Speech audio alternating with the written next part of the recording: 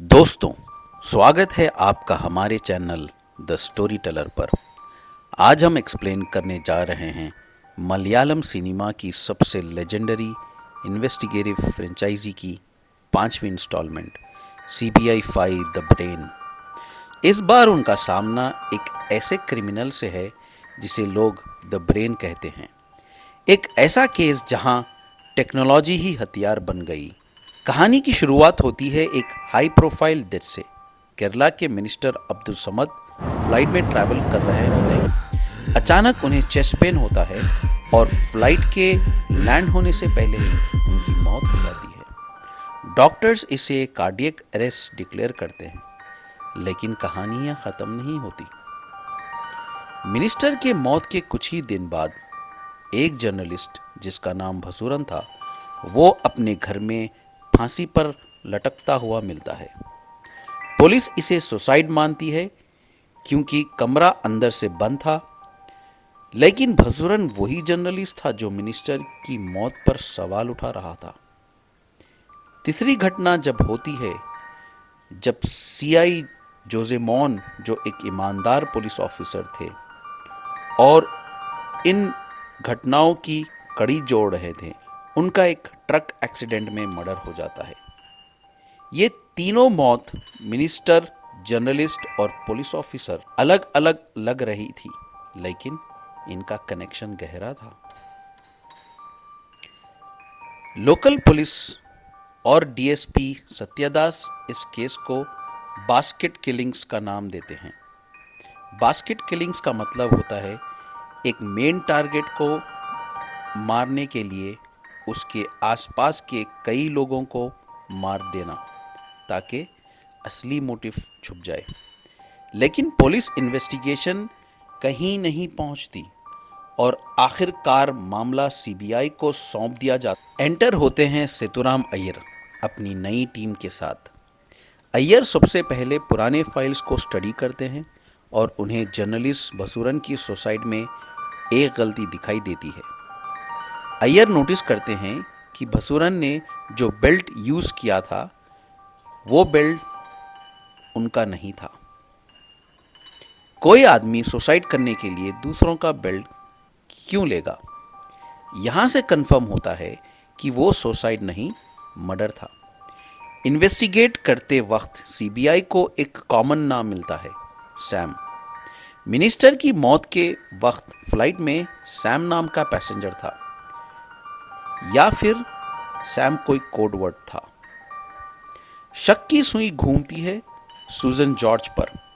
सूजन एक victim doctor की पत्नी थी और उसका पास्ट आईजी उन्नतन के साथ जुड़ा था। अय्यर को लगता है कि इन सब मौतों के पीछे कोई पर्सनल बदला है। अय्यर को पता चलता है कि मौत से पहले मिनिस्टर फ्लाइट मिस करके एक सुनसान गेस्ट हाउस गए थे। वहां का रजिस्टर चेक करने पर पता चलता है कि वहां कोई और भी मौजूद था, लेकिन सीसीटीवी फुटेज गायब थी। अय्यर को समझ आ जाता है कि क्रिमिनल बहुत चालाक है और टेक्नोलॉजी का एक्सपर्ट है। सीबीआई टीम हार नहीं मानती। वो आसपास के इलाकों के सीसीटीवी डेटा को एनालाइज करती है। वहां उन्हें एक धुंधला सा चेहरा दिखाई देता है। यह आदमी कोई आम क्रिमिनल नहीं था। इसका नाम था पॉल मेजो। पॉल एक कंप्यूटर जीनियस और हैकर था जो डार्क वेब और साइबर क्राइम की दुनिया का बादशाह था। अय्यर एयरपोर्ट की पुरानी फुटेज मंगवाते हैं। वहां एक शॉकिंग चीज दिखती है। जिस फ्लाइट में मिनिस्टर की मौत हुई, उसमें पॉल मेजो भी ट्रैवल कर रहा था, लेकिन नकली नाम और हुलिये के साथ। लेकिन सबसे बड़ा सवाल अब भी वही था। फ्लाइट हवा में थी, मिनिस्टर अपनी सीट पर था और पॉल दूर बैठा था। बिना किसी फिजिकल कांटेक्ट के, बिना किसी जहर या हथियार के, मिनिस्टर को मारा कैसे गया? अय्यर मेडिकल रिपोर्ट्स दोबारा चेक करते हैं और उन्हें वहां मिसिंग लिंक मिल जाती है। मिनिस्टर के दिल में एक पेसमेकर लगा हुआ था। दोस्तों, पेसमेकर एक इलेक्ट्रॉनिक डिवाइस होता है जो हार्ट बीट कंट्रोल करता है और ये वायरलेस सिग्नल्स रिसीव कर सकता है। तो पॉल मेजो ने एक कस्टम स्कैनर डिवाइस बनाया था।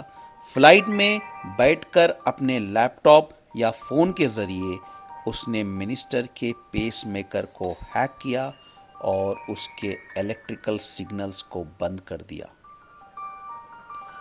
दोस्तों, ये मूवी का सबसे डरावना पार्ट है। ये दुनिया का पहला डिजिटल मर्डर था जहां हथियार कोई गन नहीं बल्कि एक टेक्नोलॉजी थी। लेकिन कोर्ट में थ्योरी नहीं, सबूत चलता है। अय्यर को पॉल के घर की तलाशी के दौरान एक बाइबल मिलती है जिसमें से एक कागज का टुकड़ा मिलता है। किस्मत देखिए, वही फटा हुआ कागज का टुकड़ा पुलिस को क्राइम सीन पर भी मिलता है। जब अय्यर इन दोनों टुकड़ों को जोड़कर देखते हैं तो उन्हें वहां पर द ब्रेन की गलती मिल जाती है। अब सवाल ये था कि पॉल ने ये क्यों किया। असली मास्टरमाइंड था आईजी उन्नीथन। उन्नीथन अपनी एक्स वाइफ सुजन से नफरत करता था और उसकी प्रॉपर्टी हड़पना चाहता था। पॉल मेजो सुजन को अपनी बहन मानता था और उसके मैनिपुलेशन में आ गया। उन्नीथन ने पॉल के ब्रेन का यूज किया उन सब लोगों को रास्ते से हटाने के लिए जो उनके राज जानते थे। मूवी के क्लाइमेक्स में अय्यर जेल में पॉल से मिलने जाते हैं। पॉल को कोई पछतावा नहीं है। वो कहता है कि उसने क्राइम की दुनिया में एक नई हिस्ट्री लिखी है। लेकिन अय्यर मुस्कुराते हुए कहते हैं, चाहे टेक्नोलॉजी कितनी भी आगे बढ़ जाए, इंसान का दिमाग और लॉजिक हमेशा उससे ऊपर रहेगा। तो दोस्तों, ये थी CBI फाइल द ब्रेन की पूरी कहानी। ये मूवी हमें दिखाती है कि आने वाले वक्त में साइबर टेररिज्म और मेडिकल हैकिंग कितने बड़े खतरे बन सकते हैं। आपको सेतुराम अय्यर का ये केस कैसा लगा, कमेंट करके ज़रूर बताएं। वीडियो पसंद आया तो लाइक करें और सब्सक्राइब करें। मिलते हैं अगले वीडियो में।